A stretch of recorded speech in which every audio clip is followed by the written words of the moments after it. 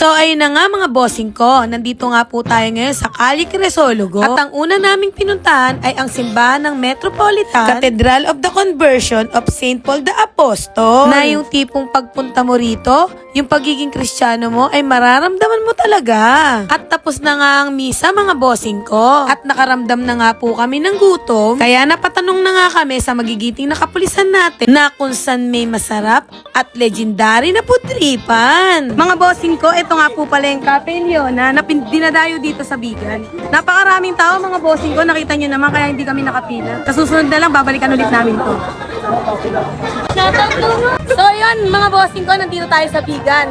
Shoutout po nga pala sa Honest Technology.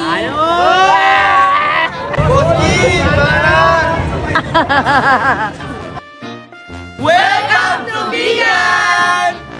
At habang naglalakad nga kami mga bossing ko, may naispatang kaming delicacy na ice cream. Ano po tawag dyan, bossing? Dort ice cream pang tawag. Po, ito po number 1 dito, isang delicacies dito sa Bigan. Ano to, madam ko? 50 po.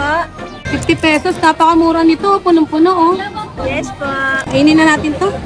Mga bossing ko, meron po tayo na ispatan na isang delicacy na ice cream dito sa Bigan. Try natin to mga bossing ko. Harap. Kasabog yung flavor nito mga bossing ko.